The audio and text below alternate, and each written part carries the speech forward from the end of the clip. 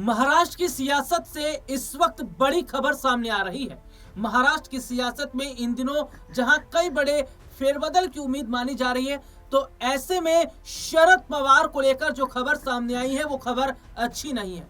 दरअसल शरद पवार की तबीयत एक बार फिर अचानक बिगड़ गई है, जिसके बाद उन्हें आनन फानन में रूबी अस्पताल में भर्ती कराया गया है। उनकी बेटी सुप्रिया सुले ने इस पूरे मामले पे एक बड़ी जानकारी दी है। क्या जानकारी दी है वो मैं अपने दर्शकों को यहाँ पर जरूर बताऊंगा, लेकिन सबसे बड़ी बात यह है कि क्या वाकई शरद पवार की जो तबीयत लगातार खराब हो रही है और जो सपना शरद पवार देख रहे हैं, क्या उनके रहते वो पूरा हो पाएगा।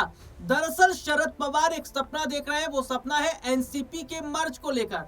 ये कहना है कि अजीत पवार चाहते थे कि एनसीपी को मर्ज कर दिया जाए, लेकिन दादा अजीत तो इस दुनिया में नहीं रहे और जो महाराष्ट्र की डिप्टी सीएम है उनको यहाँ पर सुनेत्रा पवार की मैं बात करना चाहूंगा। तो ये कहा जा रहा था कि सुनेत्रा बड़ा फैसला ले सकती है, लेकिन फिलहाल ऐसा कुछ होता नजर नहीं आ रहा है, क्योंकि सुनेत्रा पवार ने अभी हाल ही में एक बैठक की, लेकिन इस बैठक में एक बार भी ये चर्चा नहीं हुई है कि पार्टी को मर्ज किया जाए या पार्टी को मर्ज करने को लेकर बड़ा फैसला हो। हालांकि विधायकों संग जो बैठक उनकी हुई, इस बैठक में उन्होंने पार्टी को ना सिर्फ आगे बढ़ाने बल्कि पार्टी कैसे मजबूत होगी इन तमाम रणनीतियों पर चर्चा की। उधर शरद पवार की बात करते हैं तो शरद पवार ने सुनेत्रा पवार के जो दोनों बेटे हैं उनसे हाल ही में मुलाकात की थी, जिसके बाद सुनेत्रा की बेटों का यह कहना था कि जो आखिरी फैसला है वो तो सुनेत्रा लेंगी, लेकिन क्या जो सपना देख रहे हैं शरद पवार वो पूरा नहीं हो पाएगा। दरअसल हाल ही में अगर मैं बात करूं तो शरद पवार की तबीयत बिगड़ गई थी जब वो अजीत पवार के परिवार के साथ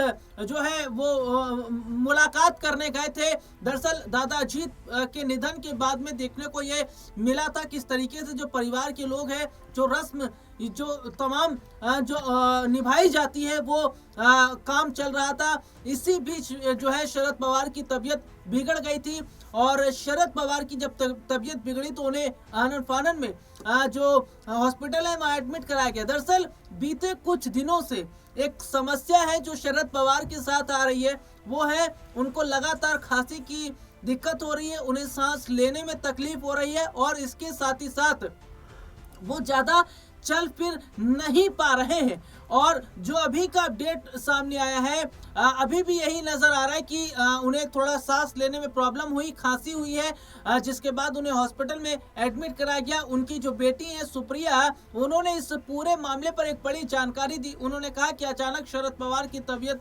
बिगड़ी और शरद पवार की जिस तरीके की स्थिति हुई उसके बाद उन्हें जो हॉस्पिटल है वहां पर एडमिट कराया गया। फिलहाल जो चेकअप है वो सब शरद पवार का जो कि शुरू हो चुका है और जो उनकी कंडीशन इस वक्त हेल्थ कंडीशन वो फिलहाल ठीक नहीं है।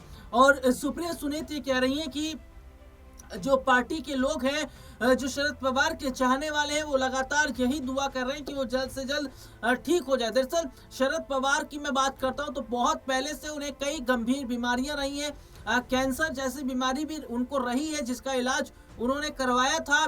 उसके बाद वो ठीक हुए। और देखिए एक उम्र की बात भी कही जाती है, क्योंकि शरद पवार की अब मैं बात करता हूं तो उम्र के एक पायदान पर आकर शरद पवार खड़े हो गए हैं और जब उम्र की बात होती है तो तमाम ऐसी बीमारियां हैं, तमाम ऐसी दिक्कतें हैं जो लगातार आती रहती हैं। और शरद पवार जो है फिलहाल हॉस्पिटल में इस वक्त एडमिट हैं। जो उनके चाहने वाले हैं, जो इस वक्त पार्टी के जो लोग हैं, उन्होंने शरद पवार से वैसे मुलाकात की है, फोन पर हालचाल उनका जाना है। यहाँ पर देखिए एक बड़ी बात मैं यहाँ पर कहना चाहूंगा कि अजीत पवार को लेकर जो 2 से 3 खबरें हैं वो लगातार सामने आ रही है। पहला कि जो अजीत पवार का जो विमान हादसा हुआ, क्या ये हादसा था या साजिशन इस तरीके से इस घटना को अंजाम दिया गया, क्योंकि यहाँ पर सवाल इसलिए खड़ा हो रहा है क्योंकि जिस ब्लैक बॉक्स का मैं जिक्र कर रहा हूँ वो ब्लैक बॉक्स होता है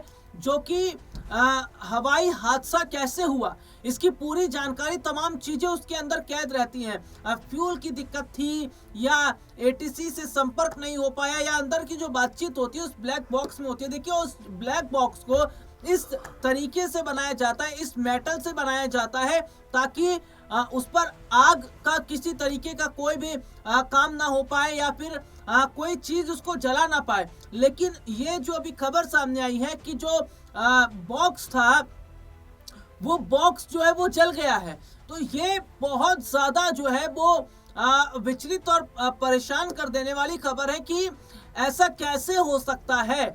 और दूसरी तरफ अगर मैं बात करूं तो अजीत पवार के जो बेटे हैं वो सीबीआई जांच की मांग कर रहे हैं, कह रहे हैं कि इसमें जरूर कुछ ना कुछ बड़ी साजिश है। और देखिए पश्चिम बंगाल की जो मुख्यमंत्री है ममता बनर्जी, उन्होंने बहुत पहले ये बात कही भी थी कि जो अजीत पवार का जो विमान हादसा हुआ, ये हादसा नहीं है, ये एक सोची समझी साजिश है। यही बात जो है वो शिवसेना यूबीटी के जो सांसद है संजय राउत, उन्होंने भी यही बात बोली थी संसद में। और ऐसे में देखा जा रहा है कि क्या जिस साजिश की बात कही जा रही है, या जो साजिश की आशंका जताई जा रही है, क्या ये सीधे सीधे तौर पर माना जाए कि वाकई एक सोची समझी प्लानिंग है। हालांकि देखिए भारतीय जनता पार्टी इन तमाम चीजों को दरकिनार कर रही है। वो तो ये सीधे तौर पर कह रही है कि ये विपक्ष जो आरोप लगा रहा है वे सीधे तौर पर गलत है, वे अपने राजनीतिक रोटियों को सेकने का काम कर रहे हैं। लेकिन यहाँ ब्लैक बॉक्स का जल जाना ये सवाल नहीं खड़ा करता तो और क्या करता है। और दूसरी तरफ देखिए अजीत पवार का सपना था एनसीपी के मर्ज का, ऐसा अजीत पवार ने किसी प्रेस कॉन्फ्रेंस में नहीं कहा था, या ऐसा अजीत पवार का कोई स्टेटमेंट सामने नहीं आया था। अजीत दादा के निधन के बाद में ये खबरें चली थी कि अजीत पवार ये चाह रहे थे कि एनसीपी का मर्जर हो, एनसीपी को मर्ज कर दिया जाए। तो ऐसे में देखा जा रहा है कि क्या कुछ ना कुछ एक साजिश की यहाँ पर जो बू है वो नजर आ रही है, और क्या वाकई कुछ ना कुछ सोचकर इस तरीके से घटना को अंजाम दिया गया। देखिए हालांकि हम इस बात को पुष्टि नहीं कर सकते क्योंकि तमाम चीजें जो है वो अभी जांच के दायरे में है, जांच चल रही है। और हालांकि इस पर जो है बीजेपी का अलग रुख है, विपक्ष का अलग रुख है यहाँ पर, लेकिन कहीं ना कहीं इसमें शक जरूर नजर आ रहा है। देखिए जो अजीत दादा की मैं बात करता हूँ, जो उनका रूटीन था, जो प्रोग्राम था उनका बाय रोड जाने का था, लेकिन अचानक प्लेन जो उनका प्लान है उसको चेंज किया जाता है, बाय रोड ना जाकर बाय एयर के लिए जो है वो रिकमेंड किया जाता है, और इस बीच ये हादसा उनके साथ हो जाता है। हालांकि फिलहाल सुमित्रा पवार की मैं यहाँ पर बात करना चाहूंगा, तो उनके हिसाब से तो ऐसा नहीं लग रहा है, या जिस तरीके से बैठक की गई है उस हिसाब से भी नहीं लग रहा है कि एनसीपी को मर्ज किया जाएगा। तो यहाँ पर देखा जा रहा है कि देखिए बीजेपी भी नहीं चाहती कि एनसीपी का मर्ज हो। इसके पीछे की कई वजह है, क्योंकि अगर एनसीपी का मर्ज हो गया तो पूरी ताकत शरद पवार के पास में आ जाएगी, और जाहिर तौर पर अगर शरद पवार के पास ताकत आ जाती है तो यहाँ जो बड़ा नुकसान है वो बीजेपी को होता नजर आएगा। इसलिए बीजेपी ये पूरी कोशिश कर रही है कि भैया एनसीपी का मर्ज ना हो, लेकिन वाकई जो स्थिति इस वक्त है वो यही है कि शरद पवार जो सपना देख रहे हैं एनसीपी के एक साथ विलय होने का, वो शायद ना पूरा हो पाए। अब देखना ये होगा कि क्या शरद पवार जल्द से जल्द ठीक हो पाएंगे और क्या बड़े फैसले वो आगे लेते हैं। फिलहाल इस प्रोग्राम में इतना ही।